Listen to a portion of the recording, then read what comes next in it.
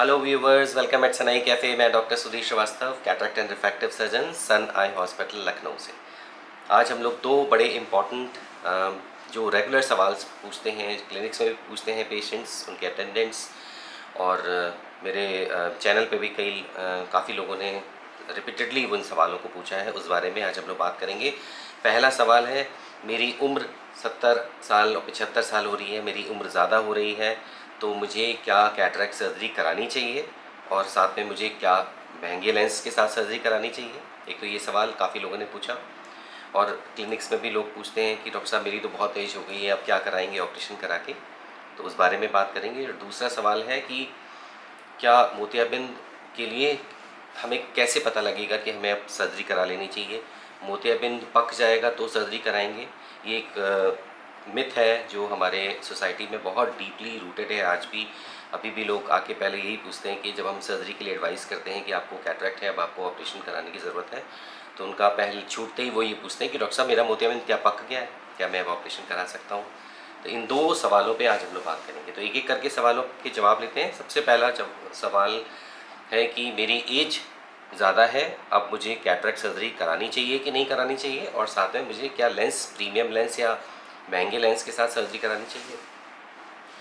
तो सबसे पहले इसको इस तरह से लेते हैं कि अगर आपको एज के साथ में आपका शरीर भी कमज़ोर हो रहा है, आपके चलने फिरने की, बैलेंस करने की भी कैपेसिटी कम हो रही है, आपकी हियरिंग भी कम हो रही है, अब उस पर अगर आपको दिखना भी कम हो जाए तो वो तो आपकी प्रॉब्लम्स को और ज़्यादा बढ़ा देता है। क्योंकि अब आप क्योंकि उतने एक्टिव नहीं हैं, आपका शरीर उतना स्ट्रॉन्ग नहीं है, अब आप चलने फिरने में अभी आप लड़खड़ाने लगे हैं, आपकी इतनी ताकत नहीं है, स्ट्रेंथ नहीं है, हियरिंग भी कम हो रही है, तो बहुत सारी चीज़ों में अगर हमारा विजुअल सेंस अगर हमारा सपोर्ट नहीं करेगा तो हम और बेकार हो जाएंगे और हमारी लाइफ और रिस्की हो जाएगी। और दूसरा, किसी भी एज के किसी भी पड़ाव पे, चाहे हमारी उम्र कम हो, चाहे हमारी मिडिल एज हो, 30-40 के हो, चाहे हम 60-70-80 हों, आदमी को जीने की चाहत लगातार बराबर होनी चाहिए। ये नहीं कि मेरी एज ज़्यादा हो गई है, अब मेरी जीने की तमन्ना ख़त्म हो गई है, क्योंकि हमें ऊपर वाले ने बहुत मुश्किल से इंसान बना के पैदा करके भेजा है। ये एक बहुत बड़ा गिफ्ट है ऊपर वाले का, जिसको हमें सबको पता है कि हम आए हैं और हमें यहाँ से जाना भी है। तो ये कि पड़ाव है कुछ समय का लाइफ का, इसको सबको समझ में आता है कि स्टेज पे आने के बाद ज़्यादा समझ में आने लगता है एज के साथ में। तो उस पड़ाव में हमें हेल्दी रहना है, फिट रहना है, और एटलीस्ट हमें किसी दूसरे पे डिपेंडेंट नहीं रहना है।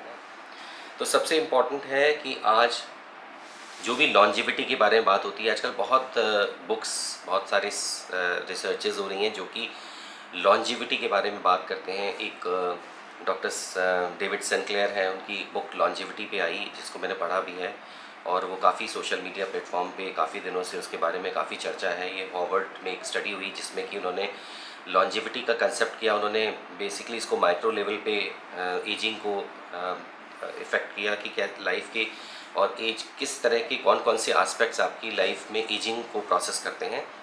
इन सब का अगर आप बेस में जाएंगे तो हमारी इंडियन माइथोलॉजी, यानी हमारी पुराना जो नज़रिया है, अगर आप हिंदुस्तानी नज़रिया को देखें, जो हमारे हम लोग, मैंने खुद अपनी पर्सनल लाइफ में अपने नाना नानी या अपने और बुज़ुर्ग लोगों से जब भी हम लोग गाँव में जाते थे, मिलते थे उनसे, तो वो फ़िलॉसफी आज भी वही परसिस्ट करती है कि हम एक्टिव रहें, कैसे हम एक्टिव रहें और हम बिल्कुल किसी पे डिपेंडेंट ना रहें। ये शुरुआत से सोच रही है और यही सोच ठीक भी है।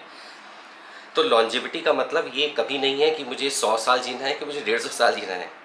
एक बार माइकल जैक्सन ने ये शायद ख्वाब देखा था कि वो उसने सोचा था कि मैं इस तरह का इतना कैपेबल बन जाऊंगा, मैं अपने सराउंडिंग्स में इतना सारा सिस्टम डेवलप कर लूँगा। उसने एक डॉक्टर्स की फ़ौज रखी हुई थी कि मैं 100 साल 150 साल तक जी सकता हूँ, लेकिन देखिए उसकी 50 भी वो पूरा नहीं कर पाया।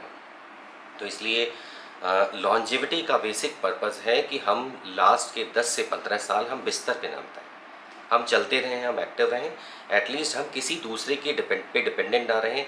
अगर किसी की लाइफ अगर 70-80 साल है और वो अगर 10 साल 15 साल अगर वो किसी दूसरे की लाइफ को सिक्योर करने में या उसको जिलाने में ही निकाल देगा, तो उस दूसरे की भी लाइफ इफेक्ट होती है। तो हमें हमें स्वार्थी नहीं होना चाहिए, हमें ये भी सोचना चाहिए कि हम एटलीस्ट कितना चलते फिरते रहें कि हम अपने परिवार के किसी सदस्य पे डिपेंडेंट ना हो जाए, उसकी लाइफ को हम अफेक्ट ना करें, और जिससे वो भी सुकून से जिएगा और हम भी अपनी आगे लाइफ हेल्दी ढंग से अपने परिवार के साथ निकाल पाएँ।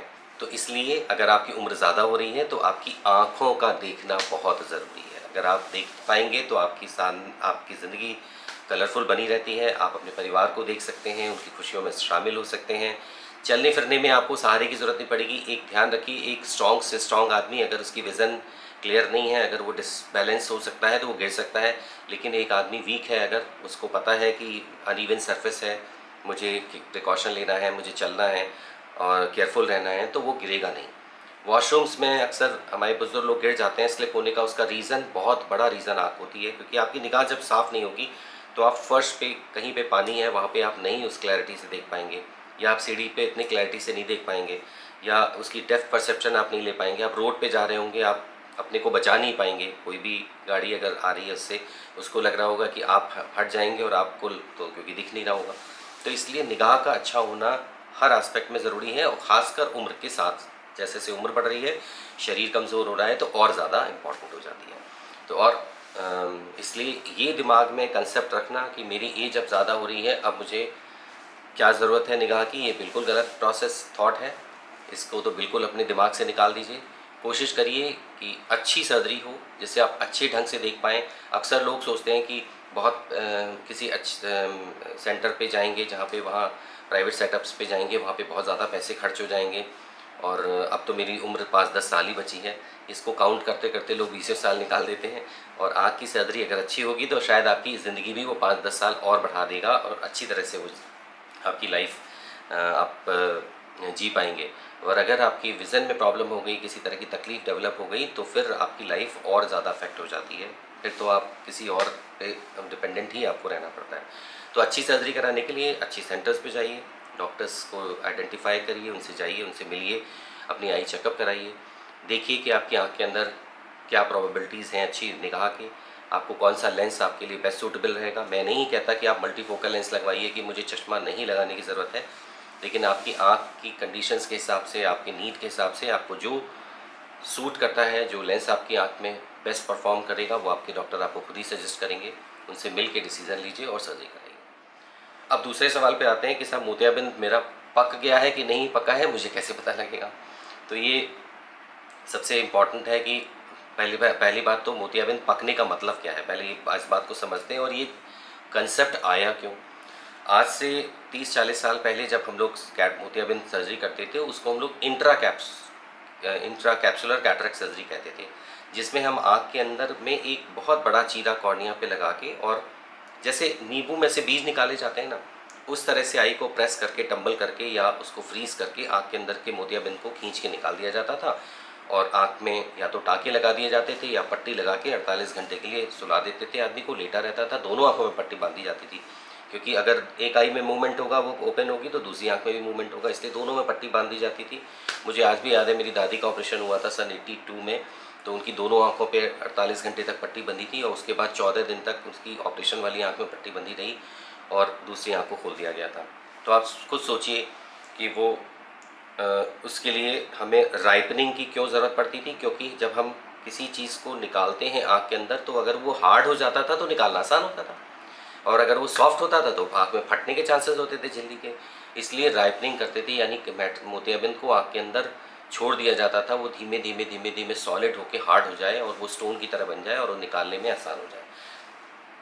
पर आज वो कैटरेक्ट सर्जरी नहीं होती, आज वो सर्जरी किसी कंडीशन में भी अवॉइड की जाती है, क्योंकि उस तरह की सर्जरी इंट्राकैप्सुलर कैटरेक्ट सर्जरी में, क्योंकि आँख के अंदर का बिल्कुल टेक्सचर ही चेंज हो जाता था। आई को प्रेस करने की वजह से, मोतियाबिंद को खींच के निकालने की वजह से, जो पीछे उसकी जेली थी वो भी साथ में पुल होकर बाहर आ जाती थी, उससे पर्दे फटने के चांसेस बहुत होते थे, क्योंकि आँख में बहुत बड़ा कट लगता था, तो इन्फेक्शन की पॉसिबिलिटीज़ बहुत ज़्यादा होती थी। निगाह भी बहुत अच्छी नहीं आती थी, लेंस निकल जाता था, बहुत मोटा सा चश्मा लगाना पड़ता था। कहने का था कि मोतियाबिंद के ऑपरेशन के बाद भी आपकी निगाह बहुत अच्छी कभी नहीं आती थी, तो आदमी सोचता था कि जैसे जब तक मैं चला सकता हूँ मैं चला लूँ, मैं इसको अपनी नेचुरल लेंस के साथ में रह सकता हूँ तो रह लूँ। तब तक आदमी अवॉइड करता था, जब तक वो बिल्कुल ब्लाइंड होके बिल्कुल बेकार हो जाए और वो दूसरे के ऊपर डिपेंडेंट हो जाए, तब ऑपरेशन कराने जाता था। पर आज ऐसा नहीं है। आज कैटरेक्ट सर्जरी दुनिया में सबसे ज़्यादा परफॉर्म की जाने वाली रिफ्रैक्टिव सर्जरी है। जैसे लेसिक की बात हम लोग करते हैं ना, बच्चों में चश्मे हटाने के लिए मायोपिया है, उनको आप नंबर्स हटा के करेक्शन कर देते हैं, लेज़र से करेक्शन कर दिया जाता है और आपको चश्मा हट जाता है। कैटरैक्ट खुद भी एक रिफ्रैक्टिव सर्जरी है और दुनिया में परफॉर्म की जाने वाली सबसे ज़्यादा नंबर में मैक्सिमम अगर सर्जरी में देखें तो वो कैटरैक्ट ही है। तो आज कैटरैक्ट सेफ़ है, फेकोमल्सिफिकेशन के थ्रू सर्जरी करते हैं जिसमें बहुत माइनर कट जिसको हम लोग MICS यानी माइक्रो फेको सर्जरी या माइक्रो इंसिजन कैटरैक्ट सर्जरी कहते हैं, जिसमें बहुत टाइनी 2 मिलीमीटर के सुराख से आँख के अंदर जाके उसकी झिल्ली को खोल के मोतियाबिंद को डिज़ोल्व करके निकाल के और लेंस को उसी के अंदर डाल देते हैं और वो लेंस अपनी नेचुरल जगह पे जाके बैठ जाता है। कैप्सूल्स इंटैक्ट रहते हैं, इसलिए आँख की जेली भी अपनी तरफ से डिस्प्लेस नहीं होती है और आपके नंबर्स का करेक्शन हो जाता है। आपको चश्मे की बहुत ऊपर से ज़रूरत नहीं होती, थिक ग्लासेस नहीं लगते, क्योंकि बहुत स्मॉल कट से सर्जरी हो रही है तो इन्फेक्शन की प्रोबेबिलिटीज़ कम हो जाती हैं। आप दूसरे दिन से या सेम डे से आप देखने भी लगते हैं।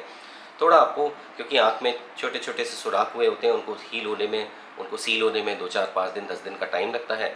इसलिए आपको कहा जाता है कि सब घर में रह के काम करिए, सफाई से करिए। किचन में काम करना, उठना बैठना चलना कोई ख़ास मना नहीं होता, बस सफाई से रहने को कहते हैं। कि नहाने में भाई आप अपना बाल का पानी आँख में क्यों जाने देंगे? कभी आप शैम्पू करते हैं तो मुँह खोल के शैम्पू करते हैं क्या? तो वैसे ही आप अपने इधर उधर के जो स्किन पे बैक्टीरिया हैं उनको आँख में बचाइए, इसलिए पानी इतना ही डालिए जिससे कि वो आँख में ना जाए। ये बेसिक सब रीज़न है और आप क्विकली एक्टिव हो जाते हैं। 1 हफ्ते प्रिकॉशंस के साथ आपकी विज़न अच्छी हो जाती है। अच्छे लेंस के साथ आप सर्जरी करा रहे हैं तो क्वालिटी विज़न बेटर हो जाती है। नाइट में आपकी परफॉर्मेंस आँख की बेहतर हो जाती है। डे टाइम में ब्राइट लाइट में आपकी आँख की अच्छी परफॉर्मेंस हो जाती है। कहने का मतलब है कि कोई मोतियाबिंद पकाने का ज़रूरत नहीं है। अगर आपको विज़न में प्रॉब्लम हो रही है, आपको अपने रूटीन्स को रिस्ट्रिक्ट करना पड़ रहा है, आपको रोड पे डर लगने लगा है, आपको घर में चेहरे पहचानने में दिक्कत होने लगी है, पढ़ने में दिक्कत होने लगी है, धूप में चकाचौंध लग रही है, रात में सड़क पे जाने में हेडलाइट्स बहुत ज़्यादा ग्लेयर देने लगे हैं, तो ये सब आपके मोतियाबिंद के लक्षण हो सकते हैं। आपको मल्टीपल शैडोज़ दिख रही हैं, एक लाइट, एक चाँद चंद्रमा, कई सारे चंद्रमा दिख रहे हैं, तो इसका मतलब है आपके आँख के अंदर मोतियाबिंद डेवलप हो रहा है। आप अपने डॉक्टर के पास जाके चेकअप कराइए। अगर डॉक्टर आपको एडवाइस करते हैं कि आपकी विज़न कम है तो उस चीज़ को समझिए और कैटरैक्ट के लिए प्लान करके सर्जरी कॉन्फिडेंस से कराइए। तुरंत आप देखने लगेंगे, फिर से आप एक्टिव हो जाएंगे और एक्टिव रहेंगे तो लाइफ अच्छी रहेगी। एक्टिव रहेंगे तो आप फिट भी रहेंगे, हेल्दी रहेंगे, यही तो चाहिए। आप हमेशा एक्टिव रहें, यही तो लॉन्जेविटी है कि आप हेल्दी रहें और किसी पे डिपेंडेंट ना हो। लास्ट के 10 साल हम केवल ये इंतज़ार करते करते ना निकाल दें कि अब हमें जाना है, अब हमें जाना है और हम बिस्तर पे निकाल दें। लास्ट डे तक आप अपनी लाइफ को एंजॉय करते रहें। अस्पताल में जाकर आपको भिदना ना पड़े, आपको ICU के बिस्तर पे ना लेटना पड़े, ये ना होना पड़े कि आप महीनों या सालों आप बिस्तर पे पड़े हों और आपको पता ही नहीं कि आप ज़िंदा हैं कि आप ज़िंदा नहीं हैं, आपके परिवार आपकी केयर कर रहा हो। हमें ऐसा नहीं बनना है, ऐसी कोशिश भी नहीं करनी है। तो आई होप कि आपको क्लियर हो गया होगा इन दोनों सवालों का कि मोतियाबिंद में आपकी एज कोई भी फैक्टर नहीं है। किसी भी समय आप किसी भी एज में सर्जरी करा सकते हैं। अच्छे लेंस के साथ सर्जरी कराइए जिससे कि आपकी विज़न अच्छी रहे, किसी तरह की कोई प्रॉब्लम ना रहे, आपको किसी पे डिपेंडेंट ना रहें। और मोतियाबिंद को पकाने का कोई कंसेप्ट नहीं है। विज़न कम हो रही है, अब आपको अपने रूटीन्स में दिक्कत हो रही है तो सर्जरी आपको करानी है। किससे करानी है, कहाँ करानी है, इसके लिए आप रिसर्च कर सकते हैं। आप डॉक्टर्स, आपके आसपास बहुत अच्छे डॉक्टर्स हैं, बहुत अच्छे हॉस्पिटल्स होंगे, आप उनके पास जाके उनकी राय ले सकते हैं। तो मुझे लगता है कि मेरे इन दोनों सवालों से आपको कुछ इनिशिएटिव मिलेगा। अगर आप अभी अपने को रिस्ट्रिक्ट कर रहे हैं, बिल्कुल जाइए, चेकअप कराइए, अपना बहुत ध्यान रखिए, हैबिट्स अच्छी रखिए, खूब चलिए फिरिए, फिजिकली एक्टिव रहिए, डायबिटीज़ कंट्रोल रखिए क्योंकि इसमें डायबिटीज़, ब्लड प्रेशर भी बहुत बड़े फैक्टर होते हैं। अपने खान पान पे ध्यान रखिए और बहुत सारी अपनी आँखों की केयर करिए। नमस्कार, धन्यवाद।